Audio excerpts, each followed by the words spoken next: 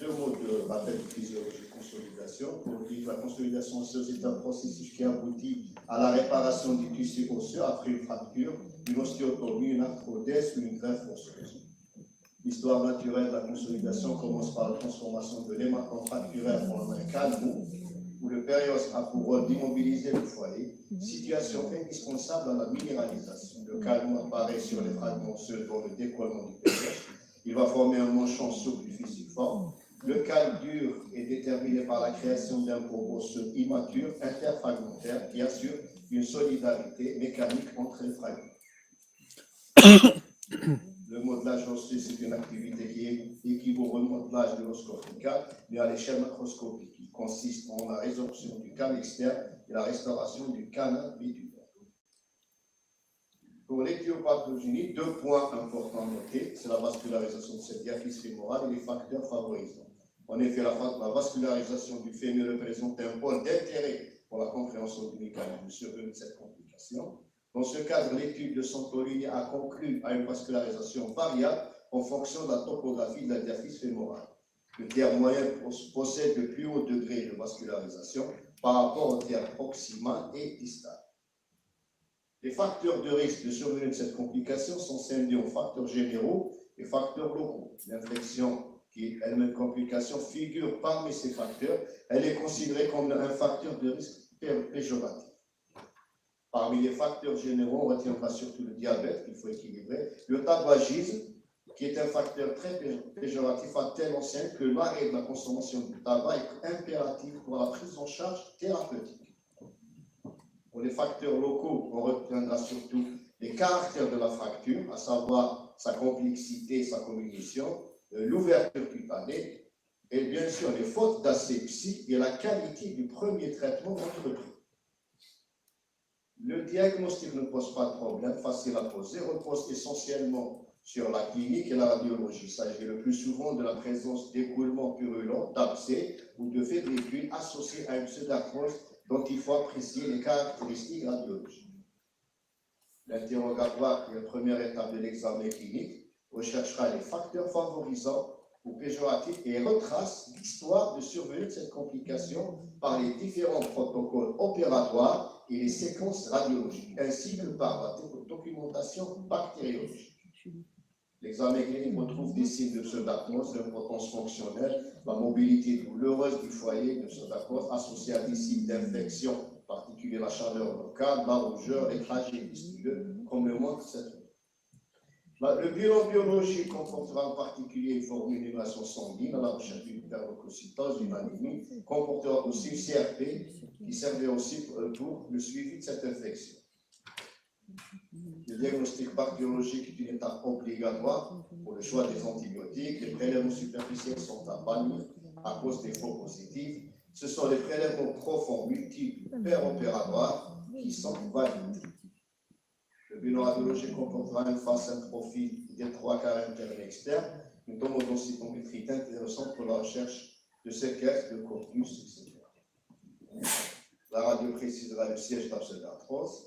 Elle nous donne aussi les caractéristiques de cette pseudarthrose, l'état du matériel d'ostéosynthèse, l'aspect du cas osseux, l'appréciation de la perte de substance osseuse, ainsi que les signes d'infection, tels que les appositions périostées, les ondes d'ostéolyse, les séquestres et la pondiaphysie.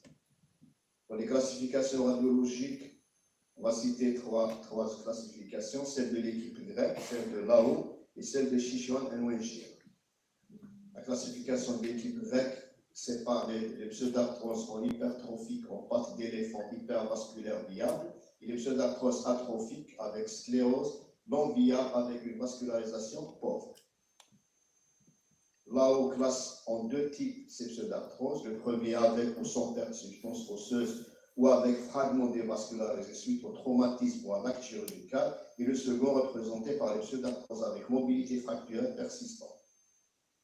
Chichuan et Wenjir suggèrent d'appeler ces pseudarthroses avec fixation stable des pseudarthroses atrophiques avasculaires et les pseudarthroses avec fixation instable des pseudarthroses hypertrophiques et hypervasculaires. Pour ce qui est du traitement, pour traiter cette double complication, on doit avoir une stratégie thérapeutique visant à lutter contre trois fronts. la lutte contre l'infection par une antibiothérapie adaptée et une excision chirurgicale. La stabilisation osseuse assurée par une fixation externe ou une tutelle interne ou le fixateur d'Ilizarov, qui fait partie d'une méthode particulière qui est la consolidation sans apport biologique. Le troisième front étant celui de la consolidation osseuse, qui peut être avec apport biologique, faisant appel soit à des greffes osseuses, telles le papilloburie, le masculé et les transferts osseux libres vascularisés, soit au BMP et les cellules souches mésenchymateuses.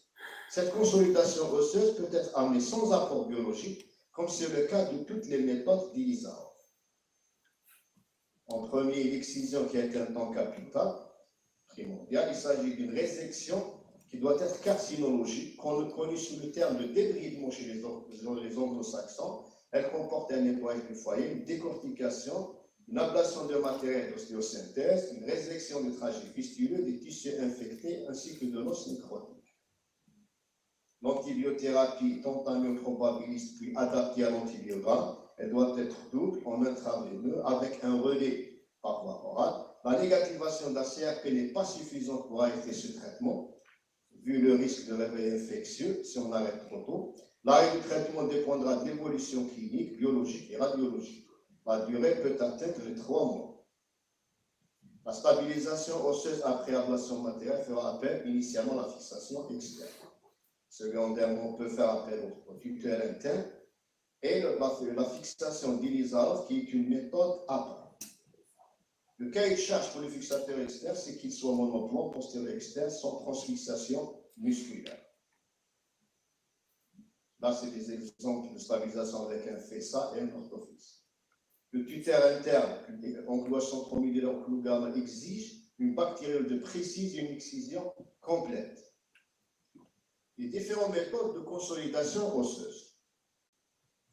Donc, les stratégies de la consolidation osseuse, plusieurs courants se dégagent. Donc, on va voir une voie par voie. Donc, les greffes périnfocales par apposition d'os corticospongieux. C'est-à-dire, c'est une greffe corticale placée par voie postérieure, vierge. On peut laisser ouvert le foyer avec un comblement par greffe d'os spongieux, à ciel ouvert, comme c'est la technique ou l'opération de papilloburie, ou avec fermeture partielle, modification apportée par montage à corps. Deuxième voie, troisième voie, on peut fermer à tout prix, guérir l'infection et reconstruire après. Telle la stratégie dite séquentielle de masculé, qui consiste en une mise en place d'un spécial suivi d'une greffe intrafocale, ou les transferts osseux libres, vasculaires, technique décrite par Taylor en 1975. Les transferts osseux segmentaires sans apport biologique, c'est toutes les techniques d'Ilizarov, et on a les moyens de stimulation de consolidation osseuse, les bonnes morphologies protéines et les cellules souches mésenchymateuses. Les méthodes de consolidation avec apport biologique. Donc, on a la consolidation osseuse qui peut être amenée par une greffe osseuse, soit par de l'os autologue à partir de l'os corticospongieux à partir de la crête iliaque antérieure, ou le spongieux à partir de la crête iliaque postérieure. Ou bien les allogreffes, l'os spongieux de Bonk. L'os spongieux est un matériau de construction inégalable. Il résiste à la contamination. Il se laisse consolider par le bourgeon, nécessite un réceptacle des parties molles vivantes. Donc la technique de papilloburie qui vise la transformation progressive de l'os spongieux laissé à ciel ouvert en un os cortical. Il a un triple but, juguler l'infection, combler le défect et assurer une consolidation. Mais c'est un traitement long, de longue durée, avec une mauvaise qualité mécanique de la greffe et une réflexion à distance avec des risques d'ostéite résiduelle très fréquents. Ces 3 temps, cette technique comporte 3 temps. Donc, le premier temps, c'est une excision des tissus infectés de l'os nécrosé, et on laisse le cycle pseudarthrose ouvert. Le deuxième temps, à 15 jours post-op, avec un comblement de la perte de substance osseuse et l'envahissement de l'os spongieux laissé à ciel ouvert par le tissu de bourgeonnement en quelques semaines. Le troisième temps, c'est une greffe de peau sur la greffe osseuse envahie par le bourgeonnement. Il y a beaucoup d'insuffisances, de reproches à cette méthode. C'est d'abord le temps allongé du traitement, le cas de mauvaise qualité et les risques de réinfection. Deuxième méthode, la fermeture partielle préconisée par Alain Dortage-Dor. Donc, c'est une fermeture partielle en gardant les mêmes principes de la première technique. Donc, la greffe corticospongieuse qui est complémentaire. Donc, souvent, on associe cette greffe corticospongieuse par voie vierge qu'on prélève à partir de la crête iliaque et qu'on fixe avec deux vis par voie postérieure externe. La stratégie dite séquentielle de masculin consiste en une utilisation d'un spécimen en ciment qui induit la formation d'une pseudomembrane et évite l'accollement des plans musculaires permettant l'expansion du volume de la greffe. Cette membrane induite et bien vascularisée produit des facteurs de croissance favorisant la consolidation. La mise en place du spécimen impose l'assèchement préalable, il facilite la greffe et actuellement peut être utilisé avec un enclouage. La deuxième technique avec fermeture cutanée complète et le transfert osseux vascularisé. Donc, dans la fixation de la fibula recommandée avec une greffe autologue spongieuse associée. Ces limites sont l'artéritique, le diabétique et la nécessité d'éliminer aussi, dans ce cas, tout sepsis évolutif. Les bonnes morphogéniques, protéines et les cellules souches mésenchémateuses font aujourd'hui partie de l'arsenal thérapeutique de tout chirurgien orthopédiste. Elles sont plus apportées au processus de la consolidation, mais en aucun cas elles substituent au geste chirurgical habituel pour l'indication considérée. On dispose aussi de la réparation osseuse par thérapie cellulaire, qui consiste en une injection dans le foyer de cellules souches mésenchémateuses associées à du biomatériel. On peut aussi faire une culture de ces cellules souches pour faire une expansion. Pour les BLP, c'est des facteurs ostéoinducteurs qui interviennent à différents niveaux d'ossification. Les méthodes de consolidation sans apport biologique, c'est des méthodes qui visent la consolidation sans apport du foyer. Elles compensent les pertes de substances osseuses, cependant l'arrêt d'infection des clous n'est pas toujours constaté. Cette méthode peut être utilisée avec un fixateur hybride associé à un orthon fixe à anneau, un fixateur Isaro en distal, ou avec un fixateur monoplan à anneau. L'étude de notre série s'étalant sur 20 ans, c'est une étude rétrospective comportant 18 patients avec un recul moyen de 6,75, comportant donc 80% d'hommes. Majoritairement, c'était des adultes jeunes. 16% des cas étaient des fractures ouvertes initialement. Le type d'ostéosynthèse initiale était dominé par la plaque lissée. Un seul patient dont la cérébrose a bénéficié d'une greffe osseuse initiale. Le siège de la pseudarthrose était dominé par le tiers moyen dans 64% des cas. La perte de substance osseuse était de 0 à 2,5 cm dans 68% des cas, supérieur à 6 cm dans 8 cas, avec 2 cas extrêmes allant jusqu'à 12 cm. Beaucoup d'interventions et de reprises dans ces complications. On a un nombre d'interventions à 4,7 interventions par malade en moyenne, allant à des extrêmes allant jusqu'à 16 interventions.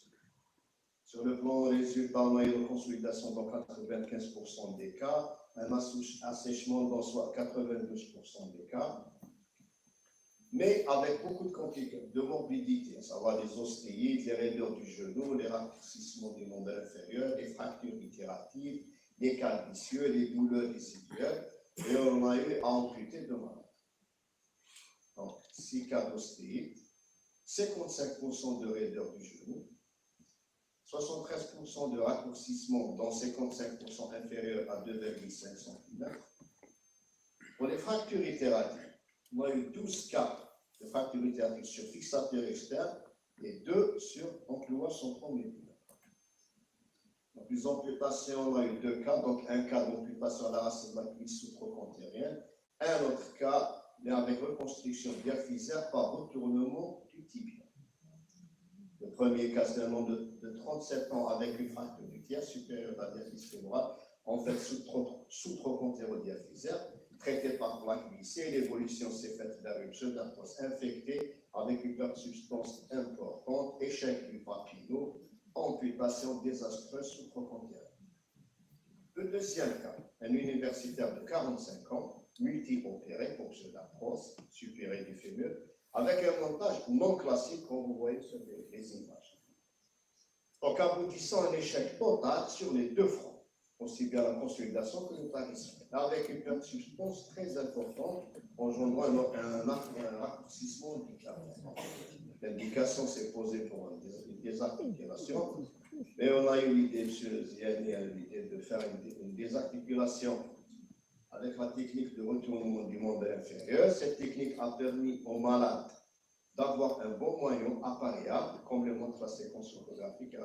Cette technique consiste en la résection de la quasi-totalité du fémur, en laissant l'extrémité supérieure. Par la suite, on fait retourner la jambe en amenant le tibia vascularisé à sa place avec une consolidation entre eux. Patient qui a pu être appareillé uniquement. Les cas cliniques pour illustrer cette double complication, ça donne suivant l'ordre chronologique, c'est-à-dire le développement des idées s'est fait le long des années. Donc, on a commencé, le premier cas, c'est un homme âgé de 30 ans, pris en charge pour une fracture complémentaire complexe, stabilisé par une plaque à 95 degrés, évoluant vers une pseudarthrose septique. On a enlevé le matériel, mis en place des fixateurs à deux voies. La perte de substance osseuse était estimée à 12 cm. On a réalisé une greffe après excision et mise en place des fixateurs externes, une greffe osseuse, spongieuse. Le patient a été repris pour une nouvelle toilette et greffe spongieuse. Consolidation et assèchement n'ont été obtenus qu'au bout de 2 ans. Un autre cas, un homme de 32 ans, opéré pour fracture de la diaphyse fémorale. On a réalisé chez lui une ostéosynthèse par plaque glissée. À 2 mois post-opératoire, l'évolution s'est faite vers un démontage et un sepsis. Ablation de la plaque glissée, excision, mise en place d'un fixateur externe qui fait ça. L'assèchement obtenu, on note la présence de 2 foyers de pseudarthrose. Une perte de substance corticale externe de 6 cm, une greffe corticospongieuse vissée dont le foyer distal a été réalisé à 3 mois. Donc, consolidation et assèchement obtenus au bout de 6 mois. 34 ans, homme de 34 ans, suite à un accident de la circulation, à l'origine d'une fracture complexe, fémur du fémur droit, stabilisée par une ostéosynthèse par plaque glissée. L'évolution s'est faite vers un sepsis, repris 45 jours après, ablation de la plaque glissée, excision, mise en place d'un fixateur externe, 6 mois après, le patient a été repris à notre niveau, toilette, séquestrectomie, greffe corticospongieuse glissée. À 3 mois, consultation en cours, 7 mois après, soit 17 mois et demi d'évolution, on a enlevé le fixateur après une consolidation et un assèchement. Patient âgé de 15 ans, victime d'un accident de circulation à l'origine d'une fracture de la diaphyse fémorale droite et du quart inférieur de la jambe droite, traité par une ostéosynthèse plaque glissée pour la diaphyse fémorale et une immobilisation plâtrée pour la jambe. 2 mois après, apparition du fistule productif, traité symptomatiquement, l'évolution s'est faite vers le démontage du matériel et la patiente ne fut adressée. Donc, on a procédé à l'ablation de la plaque glissée, la mise en place d'un fixateur externe type fixa, consolidation considérée comme acquise, on a enlevé le fixateur au bout de 6 mois. 6 mois après, fracture itérative, stabilisée par un deuxième fixateur externe, cette fois-ci type orthofixe, consolidation acquise, d'où l'ablation du matériel à 1 an. À 2 ans d'évolution, on remarque la consolidation et le remontage osseux à un autre patient, 52 ans, victime d'un accident de circulation à l'origine d'une fracture étagée, fermée du fémur et jambe tombale. Reçu en pseudarthrose supurée, stabilisé par un fixateur externe qui fait ça. Patient nous fut adressé à 18 mois, donc greffe spongieuse après toilette et excision. 3 mois après, greffe corticospongieuse par voie postérieure vierge, fixée par 2 vis, et une autre greffe spongieuse avec évolution non encourageante, ce qui nous fait changer de moyen de stabilisation. Donc 4 mois après, cas insuffisant, décision de changement de moyen de stabilisation, ablation du fixateur et les 2 vis, et on procède en approche centromodulaire après un lissage. À 10 mois, on procède au changement du clou avec, bien sûr, pour un sepsis et un verrouillage proximal. À 19 mois d'évolution, la consolidation et l'ablation du clou. Un autre patient, victime d'un accident domestique à l'origine d'une fracture fermée du fémur gauche, adressé à notre niveau 18 mois après, en pseudarthrose supérieure. On a réalisé chez lui une séquestrectomie, une greffe corticospongieuse vissée par voie vierge. Donc, 12 mois après, consolidation supposée obtenue, donc ablation du fixateur. 2 ans après, le patient reconsulte pour une fracture itérative. Donc, un encloche centromodulaire réalisé avec une greffe spongieuse. À 6 mois, on procède à un changement du clou pour un réveil infectieux, une greffe corticospongieuse prélevée à partir de sacrée-iliaque, mise par voie postérieure du nerf. À 18 mois, consolidation et assèchement obtenu. À 3 ans, ablation du clou centromodulaire façon monoévolution. Un autre patient de 25 ans, victime d'un accident de circulation à l'origine de fracture des 2 diaphyses fémorales. Donc, il a bénéficié d'une réduction et stabilisation par 2 plaques glissées. L'évolution a été marquée par un pseudarthrose septique à droite, avec démontage du matériel d'ostéosynthèse. Ablation du matériel, excision et stabilisation par enclouage centromodulaire du premier. 2 mois après, le patient subit séquestrectomie, un changement de clou pour réinfection, une toilette et une greffe corticospongieuse vissée. La consolidation a été obtenue au bout de 6 mois de la date de la mise en place du dernier clou. 2 mois après, on a procédé à une toilette et une ablation des 2 vis pour un autre réinfection locale. Bonne évolution par la suite. Patient âgé de 25 ans, étudiant, victime d'un accident de circulation à l'origine d'une fracture fermée de la diaphyse fémorale gauche, stabilisée par plaque glissée au départ, évoluant vers un sepsis précoce et un démontage du matériel d'ostéosynthèse adressé à notre niveau. Donc, on a réalisé chez lui, soit 4 mois après une ablation de la plaque glissée et stabilisation par enclouage centromédulaire après mise à plat d'un abcès. 6 mois après, on procède à un changement du clou avec une greffe corticospongieuse apposée. 4 mois après assèchement de consolidation obtenue.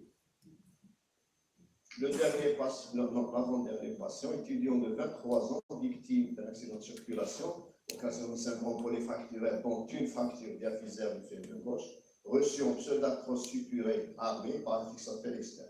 Une séquestrectomie a été réalisée après 3 mois d'évolution. Donc, 7 mois après, le patient a été repris avec l'ablation du fixateur externe, séquestrectomie, un enclouage centromodulaire et une greffe spongieuse. 1 mois après, résection des tragiques fistulés toilettes.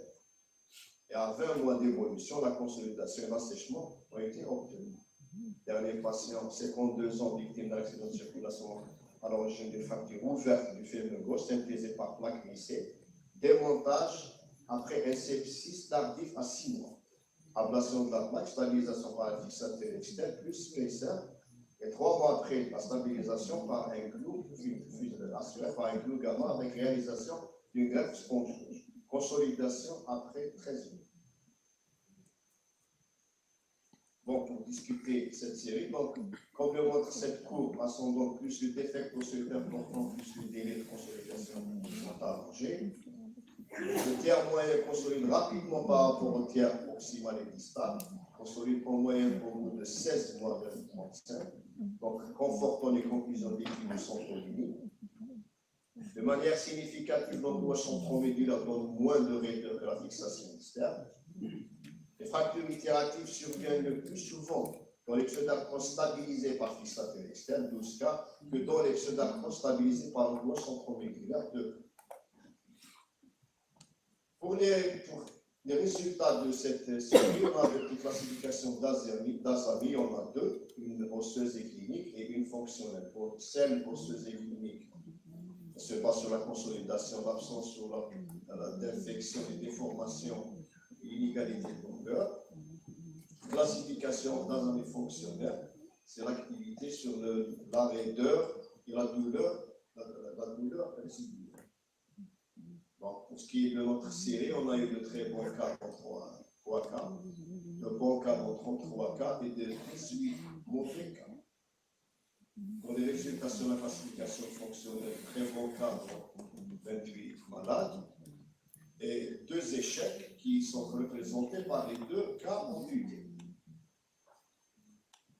Pour conclusion, les tuteurs internes, l'évolution des idées vis-à-vis de la stabilisation de cette structure d'arthrose infectée diaphysaire du fait. Ces faits dans l'emploi sont promulgués en raison de plusieurs arguments.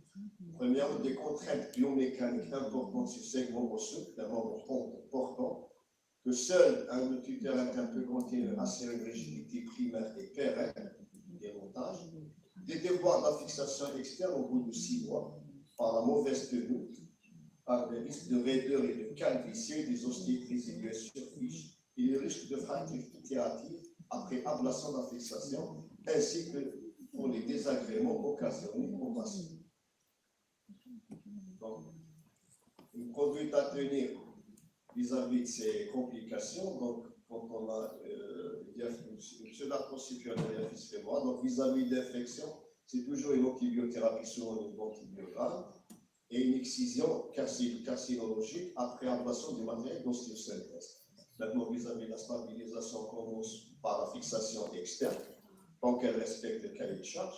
Mais au-delà de 6 mois, il faut réfléchir à changer d'attitude. Pour ce qui nous concerne, nous avons adopté le tuteur interne qui répond plus aux impératifs mécaniques. Mais bien sûr, avec un contrôle bactériologique, il faut avoir les germes, il faut avoir les antibiotiques qu'il faut. Vis-à-vis de la perte de substance osseuse, quand il n'y a pas une grande perte de substance, préconise une greffe corticospongieuse par voie vierge.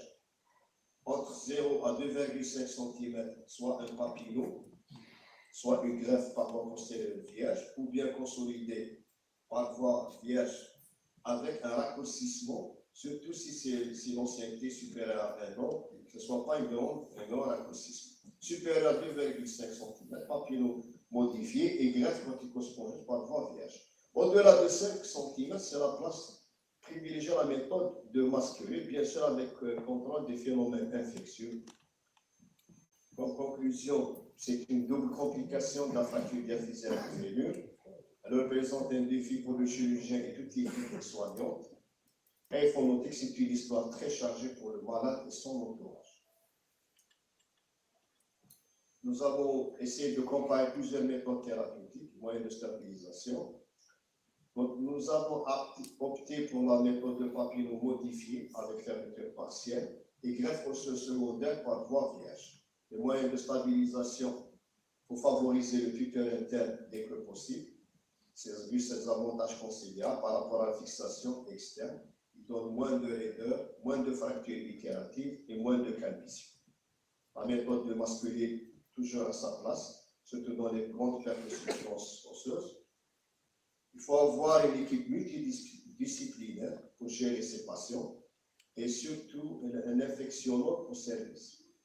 La prévention reste capitale avec un respect des règles d'asepsie lors de la première intervention et lors de toutes les interventions antérieures. Et il faut bien poser les indications pour le traitement des fractures diaphysaires du fémur. Je vous remercie.